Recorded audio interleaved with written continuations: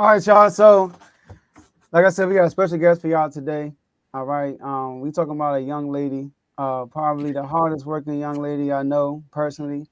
You know, watch the grind. You know, not close up, but not from a distance either. I kind of saw, from the start, from the Roosevelt days, and then going to Riverdale Baptist, and then going to University of Maryland, getting drafted. It's crazy because when she got drafted, y'all, I moved to Rhode Island literally like 2 years before that, and I was like, I told her dad, I'm like, she don't go to Connecticut. She got drafted to Connecticut. I'm like, let's go. Went to a couple of playoff games. That was pretty good. But yeah, so it's watching her journey, and like I said, one of the hardest working women that I know. She's backstage. Let's bring her up. Go ahead, do it for me, Dave. Let's bring up Miss Kaila Charles.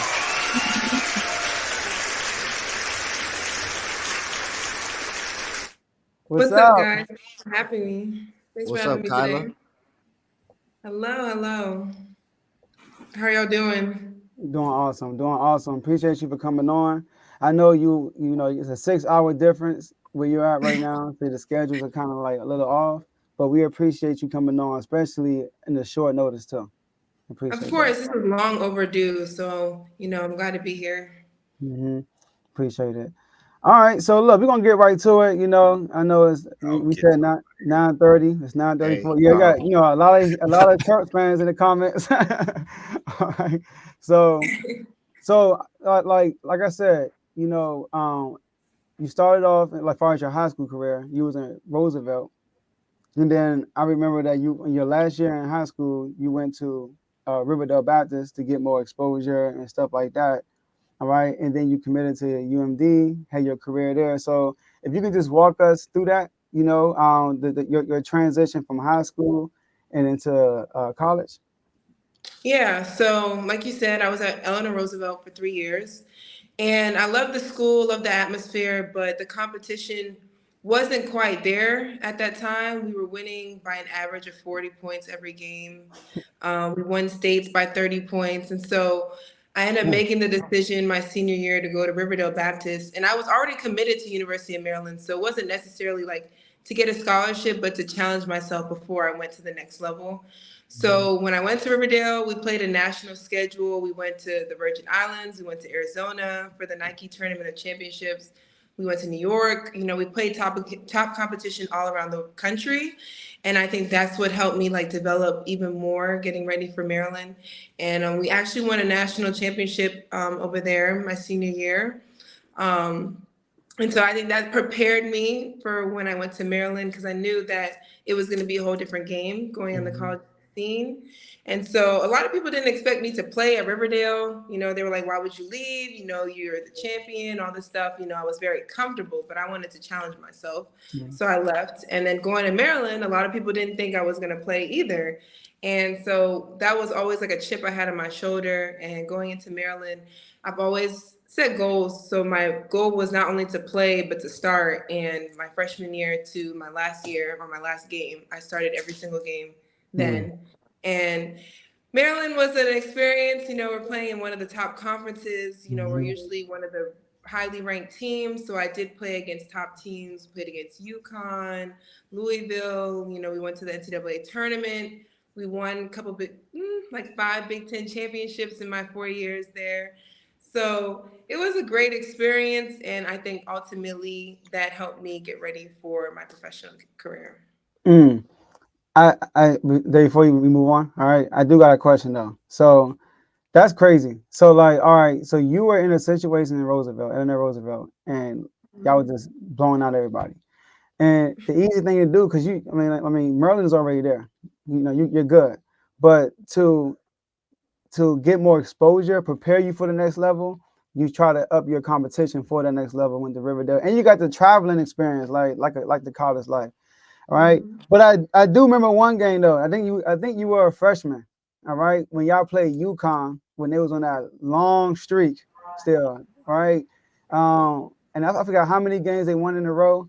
They came to Maryland, they came to UMD, and then I think you scored like the first 8 points like that in that game. It was something crazy. Let's talk about Something that like experience. that. Yeah. I remember being there and I was waving my white towel and everything. Right. So But yeah, let's talk about that experience. Like you said, playing top competition. You know, like that's arguably one of the best teams in history. You know, in college history. So let's talk Yeah, about that I mean, experience. I think like I'm a competitor, so when we do play against like the highly ranked teams, like I feel like that's when I step up the most. And so when we played UConn my freshman year, like you said, they were one of the top teams for like the last couple years.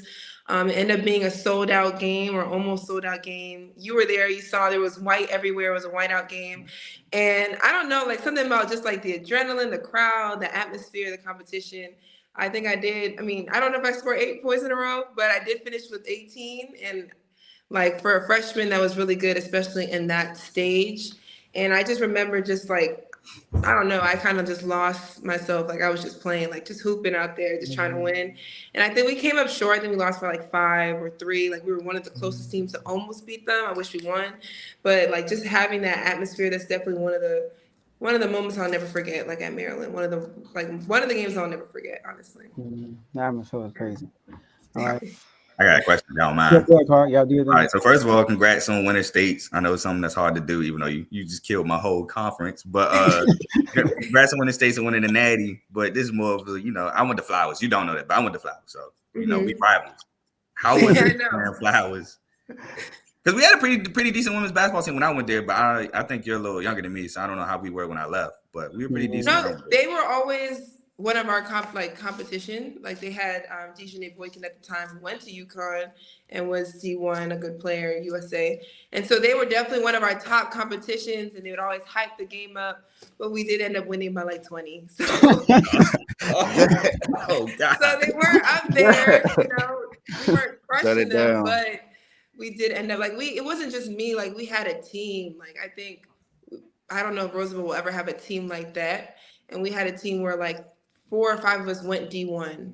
And they played on the next level, and they did well, just like I did. They may not have played professional, but I know some of the girls are overseas playing right now.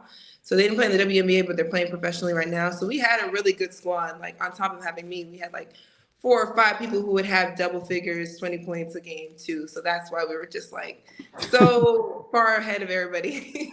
Yeah, I get it. Also, I don't know if you've been reading the comments, but Tomo's been kind of going at me because I went to Michigan State. So I graduated from Michigan State 2016. So I talk trash about Maryland because we know y'all Big Ten now. Y'all moved from the ACC, y'all in the Big Ten. Y'all with the big girls and big boys. So how was it playing in the Big Ten? It was definitely different. Obviously, when I came, they were already in the Big Ten, so I didn't have the ACC experience. But Big Ten, the players are big. Like they're huge. Like there's some huge players from top to bottom. Even now, it's one of the best conferences over the past years. Like the competition has risen. And like my first year, we were beating everybody. We lost maybe 1 or 2 games. I think I may have lost like 8 games in my whole college career, like conference-wise. But our first year, we were blowing out people, and then second year it got a little like tougher. Third year there was different winners, different conference leaders, and fourth year we had a good competition. So you can see like how the Big Ten has gotten even better every single year, and it's a really good league overall, top to bottom. I think when I was there, the last 2 years I was there, we had like 6 or 7 women's team ranked in the top 25 or going to the NCAA tournament. So it is very competitive. Mm-hmm. And then you got a question, Dave? Yeah, I had a question more so towards your WNBA career because you got drafted by Connecticut Sun. What was that experience like? For one, being drafted, going across. You're from Maryland, so what was it like moving from Maryland, going to Connecticut, living up there? I know it's cold up there most of the time. So what was that experience like? And just your entire WNBA career, what was the whole experience like? Yeah, so like you said, I got drafted, but it was during COVID, so I never got the draft. You saw. Can you hear us, Kaila? Oh, she can't hear us. Nah. Hold on. Technical difficulties. Can't hear you. Can't hear you. All right. So she's gonna have to come back off. Hold on. Yeah, can't hear you. She's gonna have to come back. Yeah. Somebody probably try to call her. She's on her phone. Yeah. I was gonna ask her about before the WBA because she did go against Sabrina in the tournament. You know, Oh, she did. That's Oregon, right? Yeah, Sabrina went to She Oregon. went to Oregon. They played them when Serena was a freshman. They played them in the tournament, whatever. But I remember they lost to them. But you Sabrina know, was different in college. yeah, she was a that, triple double. Like she wasn't getting triple doubles like a bunch, but you know that was her type of game. Like she can do everything. All right, She let's get it back. back on. All right, let's get it back on. All right, there. You hear me? yeah, Yep, you there good you now. go. You good I'm now. sorry, I'm overseas. Sometimes the Wi-Fi acts up, It's so cool. sorry about that. But to your question is, I didn't have like the draft that I dreamed of. You know, it was COVID, so I didn't get the. You know, they call your name, you walk in the you walk on the stage, you get your jersey, all that stuff. I actually did it in the living room of my house, and it was still a good moment. I will never forget it. You know, I was surrounded by family, my mom. You know, we did it up where we all dressed up, had dinner before, try to make it seem as real to the close thing as possible. But you know, all in all, like heard my name pop up on the screen, or see my name up on the screen, and I got drafted to Connecticut. And at first, like, of course, I was so happy because that's always been my dream. But you know, the competitive person in me, I was just like, I should have been drafted earlier. You know what I'm saying? Hmm. So I was a little, you know, mixed feelings. But at the end of the day, I had to realize like this was something that I've been telling people I wanted to do since I was 14 years old, and to see the dream kind of come into fruition. You know, I got drafted. That was the first step. It was just amazing and it was a blessing. So I was very thankful for that. But then, you know, that also gave me like some more fire, a chip on my shoulder that, okay, you know, I got the chance. Now I have to show and prove everybody what I can do. And so, like you said, I went to Connecticut, but my first year, because of COVID, we weren't in Connecticut. We were all in Florida in the bubble.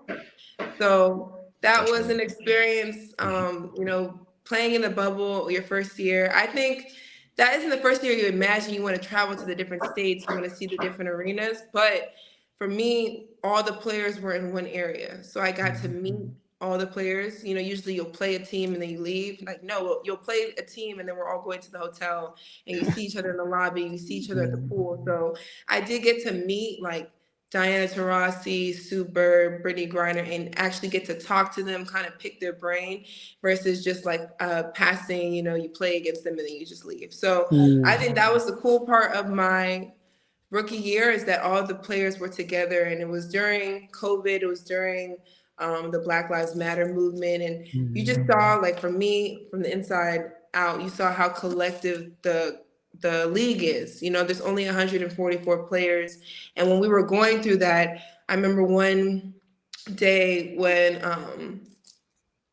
I can't remember, it was a certain incident. And we came together as a collective. We had a meeting with all the players and we were like, what do we want to do? Like, do we want to sit out and end our season? But, you know, we're all risking our lives coming to play in a sense, you know, to support our families. So we can't really sit out a season, but what can we do? So we decided to have a mental health day and players sat out of their games for like 3 days. And we just did that together as a team. So you see how united the league is and how we do care for each other as people, not just as players. You know, it could be very cutthroat in the professional level, but in that moment in the bubble, you saw like how one the league was. So that was a really unique experience. And then just playing, you know, my rookie year, I had less pressure because you're in the bubble, you know what I'm saying? You can't we only had the people that we came with. So I had more freedom to, you know, play and just play myself. And I did pretty good in my rookie year. And we went to the semifinals, but lost unfortunately to Vegas. And that was my first year. Came back second year with Connecticut, same type of thing. Like, you know, I played very well. Mm. Oh, it happened again. It did. I went to okay. Yeah, yeah, she gotta do it again. Yeah, she was going there. She That was. bubble, She was. that bubble life. I Yeah, I think forgot. he noticed it that time though. Yeah, yeah. I think like when you know how when you get a call and it just mutes everything, Hmm. you know. But let's go. All right, Um, there we go. All right, I'm so sorry. I it's don't know what's okay. going on. It's fine. It's fine. But yeah, Continue. second year, same thing, was starting, started a couple games, started in the playoffs, and we lost in the semifinals to Chicago. And they end up winning the whole thing. So it was my experience in the league has been really, really good. This past season, I was playing with Seattle Storm. And I have been, up and down in the league, just trying to find my right setting, find my right place. Between my second and third year, I did get cut, unfortunately. It was more of a money situation than a skill situation, but it just, to me, everything happens for a reason. So it did just build like my character and my confidence. And even though I had to go through that, something I did not expect, I think it made me better as a player. I had to sit back and reevaluate what can I do. And I kind of went back to the basics and started working on the little things. The thing about the league is everybody's just as good. Everybody's just as strong. Everybody's just as fast. Like college, you'll have 1, 3, 4 players that stand out. You can see they're going to the next level. But the league, these are all the best players on all the college teams, coming together. And so I had to figure out, or, still doing it. It's a daily process. I can always get better. But I had to figure out how can I separate myself. And that's just your IQ. How you can get to your spots, how you can create for others, how you can be effective in the system. Because, coming in as a younger player, you have to earn your spot. So they're going to run plays for your big name players, your veterans. How can I get mine within the system without doing too much, in a sense? So I think for me, that was, the biggest jump for me is just understanding how I can get my game, evolve it. From Maryland, I played more of a post guard. Now I'm a straight guard. I play point guard to 3. I could play anywhere, but in the league, I'm not that big compared to some of these other women. So I'm playing a 1 to 3 versus a 3 and 4. So just changing my game almost completely, kind of, sort of. So it's been a up and down journey, but at the end of the day, I am blessed to do what I do for a living. I'm doing what I love. Right now, I'm playing overseas in Hungary, and I play with in the Hungarian league, but also EuroLeague, which is probably the second best league behind the WNBA. And right now we're doing very well. We finished second in our bracket, and we are in the playoffs starting in a couple weeks. And yeah, like I can't complain. I'm doing what I love and traveling the world, and trying to figure out what next year or this summer is going to be looking like. And it's funny, you already answered the question. We had a super chat come in. All right, shout out to Cardo with 199 super chat. He asked, "What position you play, big sis? Shooting guard?" But you already kind of answered that. Yeah, like I play everywhere. Anywhere a coach needs me to play, I will. But my true position is the guard, 2, 3. But with my team right now, we all play all positions. So I'll play the point guard, shooting guard, small forward. But in the league, for sure, when I was playing with Connecticut, I was a 2. Yeah, I remember when you talked about I had went to y'all playoff game. Who do y'all play before Chicago that year in Connecticut? Y'all played a different because y'all were the number 1 seed that year. I think right? we were. Y'all We played were somebody before Chicago, and I'm not sure, but I went to a couple of games then, but then I went to a lot of games at Chicago, and I I think it know. might have been. I think it was Dallas or Washington, one of those, because it was before they did the best 2 out of 3, and it was just like a 1-game win. And then I remember y'all when y'all played Chicago, you mentioned something that's key. In the professional league, right? It's more now everybody's skilled, like you said, and this goes for everything, right? Like NFL, NBA, everybody's skilled. Now you got to figure out how, like you said, how to get to your spots quicker, your angles, like your IQ. And when I watched Candace Parker play in that series, I can see the veteran presence, like I can see like she's been here before, she like everything's in slow motion for her. So it leads me to my question to you, like, what player did you grow up like modeling your game around, or who was your favorite player growing up in the WNBA? Well, I have a couple. It's like I said, I'm very versatile, so I try to steal from different players. But like Maya Moore, I've always watched her when she was in UConn, when she went to the WNBA. I thought she was great. I feel like we're very similar in terms of she can play anywhere, and she plays bigger than what she really is, and she's just a dog, honestly. Always watched Candace, like you said. Like there's something about her game where like you're not gonna speed her up. Even though she's a 5, on the roster, she can play anywhere. She's versatile. She's great passer, a great scorer, a great shooter, a great leader. So I've always loved watching her. Diana Taurasi, Sue Bird. I mean, those are the goats. You know, I'm glad I got to meet them and like pick their brains. But in terms of WNBA, I've been I have a good number of players. Even now, I love Jewel Lloyd. I got to work with her at Seattle and just seeing her work ethic and like how she thinks. We would do film sessions and break down stuff together. But my overall favorite player is Kobe Bryant. I grew up watching him when he was dominating, and I just always loved his mentality. And same with Michael Jordan. Necessarily didn't grow up watching him, but obviously like would watch his highlights, read his books, and just loved his mindset as well towards the game. So those are some players that I looked up to. All right, let's get it, man. I like that. I like that.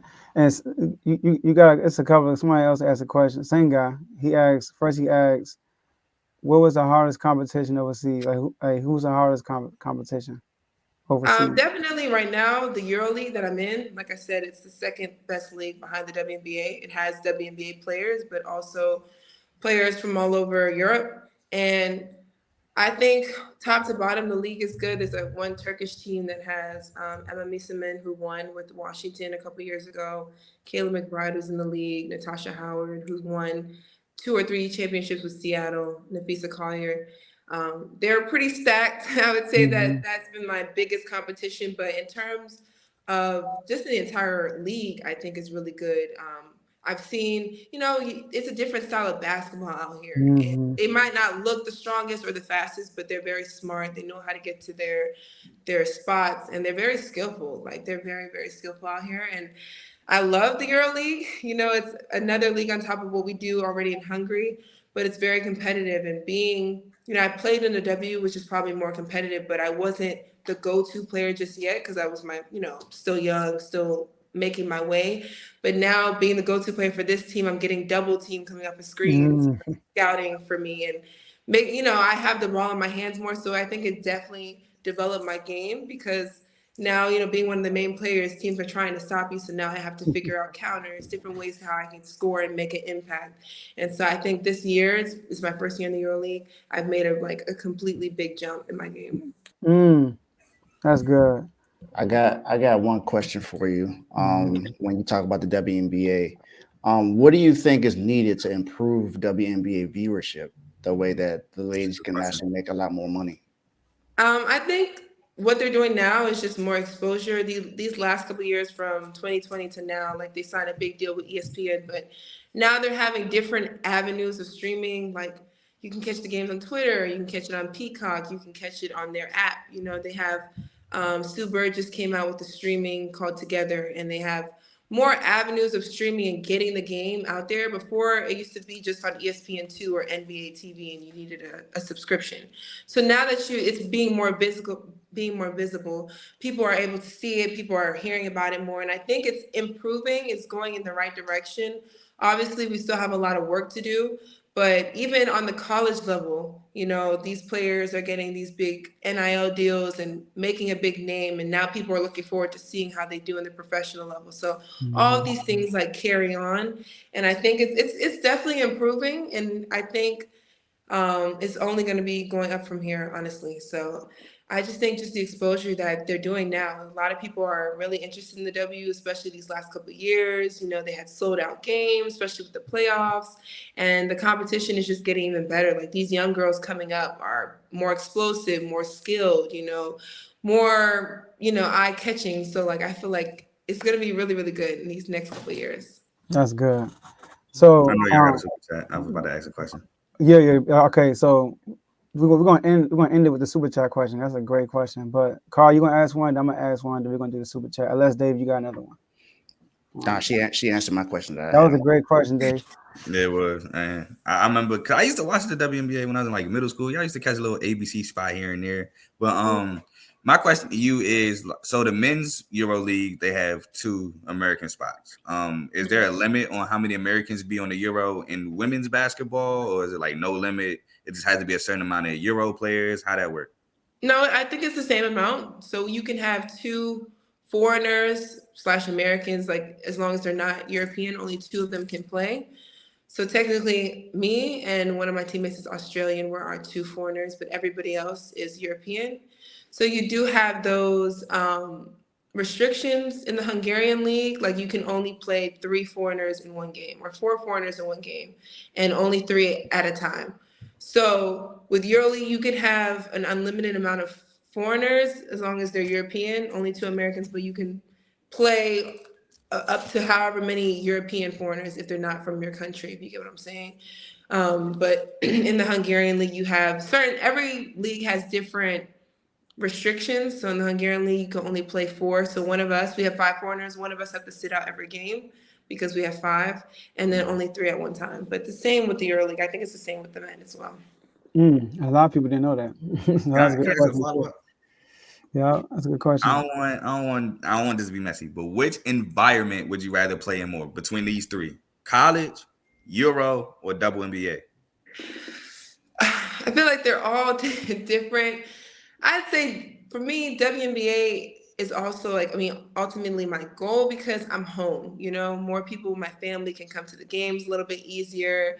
I'm not too far. I'm not 6 hours, 8 hours ahead. I'm home, and it's probably the best league top to bottom with, competition, college is different because they take care of you, you know what I'm saying? You have everything provided, especially depending on what college you go to, but you have your meals, your apartment, they're going to have people look out for you school wise, and they have such more structure. But at the same time, it's like, okay, I don't want to do school anymore. I don't need the structure. I like the freedom that I get as a professional. But in terms of being overseas, you don't have certain places, depending on where you go, you don't have certain access to recovery stuff, trainers. I've been on teams where we didn't have an athletic trainer. We had to tape our own ankles, and we had to take care of ourselves. This is not this team. This team has been one of the best teams I've had, facility wise. And recovery and all that other stuff outside of basketball. But ultimately, WNBA has always been my goal to solidify and stay. And eventually, when I'm a little bit older, I wouldn't want to play overseas all the time because I'm so far from my family. I feel like I miss out on a lot of things. And you're out here for 7, 8 months of the year, and then you go to the WNBA. So I've only been home in 2023. I was home for 3 weeks out of the entire year, and it was 1 week between each season. So it was if I can be home playing the W and then have an off season, recuperate, get my body right for the next season, that's the goal. But right now, while I'm young, I love the traveling. I love being able to explore. This year, I went to Greece, I went to Turkey, I went to Italy, I went to Spain, all through EuroLeague, all through basketball. And I'm going to places I probably never will go to, if I didn't have this opportunity. So I am, I like that I have the best of both worlds, but eventually, the WNBA is probably where I want to just kind of stay and eventually retire in.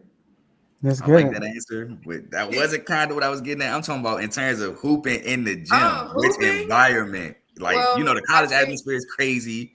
I think WNBA, like I said, it's the best league top to bottom.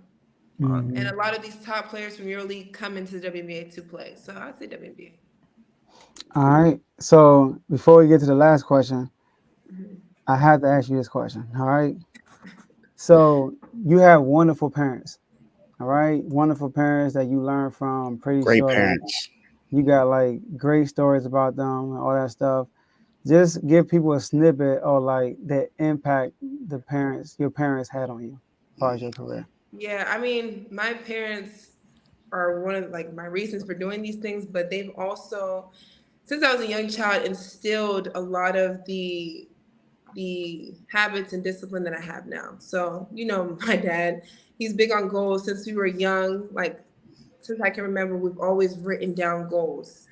And that might be different from year to year. Kindergarten talking about how I have all A's, I'll be the best, you know what I'm saying? He's always told us, if we say, oh, we can't do this, he'd be like, no, you can, don't even say that. So they've always instilled that confidence and that discipline. My mom is an Olympic track athlete.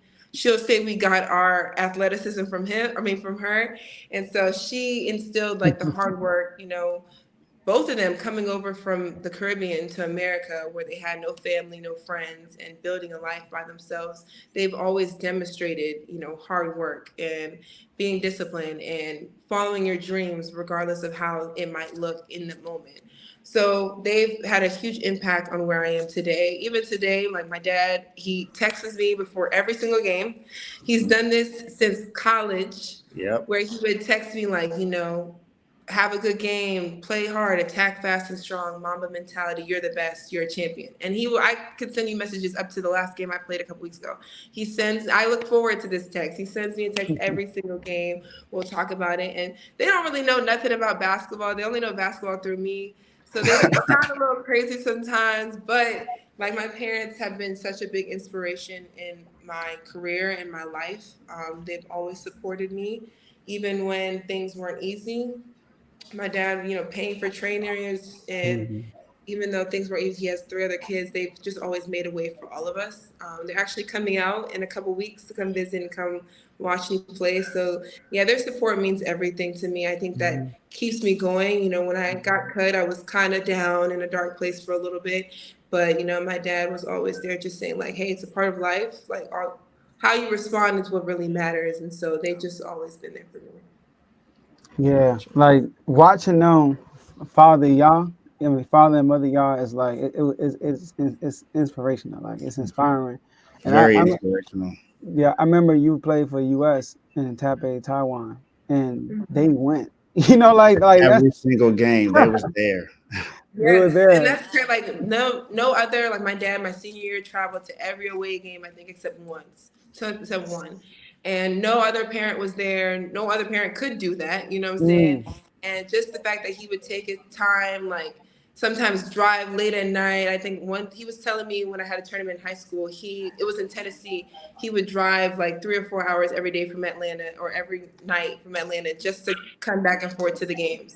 And so I didn't even know he was doing all this stuff, but like the fact that him and my mother would always go out their way just to show support, just to have that face in the stands, it goes a long way. But I didn't yeah. know like behind the scenes like what they were doing. But yes, they traveled across the world to come, watch me play. I mean, they did do their tours and their excursions and they had their fun, don't get me wrong, but they were the only parents, to do that when Mm, I'm around in Maryland. that's awesome. That's awesome. All right. Yeah, I had to ask you that. Yeah, you got to do it. Go ahead, Dave. Go and put it up. So Just a we question. got this question from Tomo, who's the other guy on our show, but he's out on injured reserve right now. If you had any advice to give a young hooper, I saw the spell check, Tomo. I got you. Just starting to play. What would it be? Um, I know it sounds cliche, but it's just like having that belief in yourself. I know people say that, but that is what really keeps you going. Because there's going to be so many ups and downs in the career. I've had so many ups and downs. I've had friends told me I wasn't going to make it. I had a lot of people doubt. I've gotten cut. I've been on the highest of highs, lowest of lows. But what keeps me here, keeps me going, even when things aren't necessarily going how I wanted to right now, is my belief. Like like the Lord has given me these visions of me playing in the highest level, dominating on the highest level. And I know that if I keep working and I keep doing what I need to do, I will get there sometime. And it may seem crazy to other people, but as long as you believe in yourself and you keep Mhm. working, I think that's the most important part. Like just working, whether that's a little things. Like I remember when I was younger, we couldn't get to a court. I'd be in the basement dribbling, at least if it was 30 minutes a day. Me and my brother would be in the garage outside dribbling the basketball. And people don't realize, but those little things add up. That 1% adds up. If you're doing 1% every single day, then you're getting better 10% in 10 days. You know what I'm saying? So it's just Mhm. believing yourself, doing the little things, and just setting goals for yourself. A lot of people just go through life and they don't have a plan, they don't have goals, and it's like, what are you working for? So from eighth grade, you can ask my classmates, I told them I'm going to play in the WNBA. And they laughed. They said I sounded crazy. You know what I'm saying? But look what happened. That was a goal that I set from young, and I did everything to work there. I missed parties with people. I missed hanging out with people. But ultimately, like I got to where I always dreamed of. And to live in this dream, it all pays off, but you just have to go through the process. It's a long journey, but it's very possible when you believe in yourself and you just keep working. That's good. It's all about your mindset. That mindset. I do want to give a quick shout out though to your brother Akil, Coach Kill. I know you mentioned Eleanor Roosevelt. He hit a game winner for the state championship, or to go to the state championship. To go to the state championship. A reverse layup, that was tough. Reverse layup. No, he's always been my biggest role model. I tell everybody he was my first trainer. Even though, it was me rebounding for him that he would get out of it. Like we'd be in the hot summer sun and he's like, okay, you shoot 5, I make 10. And I'm like, okay, so I'll miss 5 shots and it's his turn. You know what I'm saying? Like that's why I'm such a good rebounder, because I used to rebound for him for hours. But yeah, that's my my best friend. When we would go to the rec and play with his friends, they wouldn't want to pick me up because I was the girl, they didn't think I was good. But my brother would be like, if you pick me up, you gotta pick my little sister up. And then we would run house on everybody in the gym. So like my brother has always installed confidence in me, and even to this day when I go home, that's my trainer. So yeah. Shout out to Art. Yeah. Coach Kill. But yeah, appreciate you, Kaila. This was a really good interview. I'm pretty sure everybody learned something from this interview, learn more about you. And definitely we'll definitely ask you to come back on in the future. So get ready for that. Sure. Anytime. Like I said, this was long overdue, so I'm glad we were able to make this work. But anytime, just let me know. I'm happy to come back on. Yes, definitely glad you came on. We appreciate you. Of course. Thank you. Yes, I appreciate you. There y'all go, Kaila Charles. There you go. All right, Kaila, enjoy the rest of your day. All right, bye, y'all. Let's get it. Peace.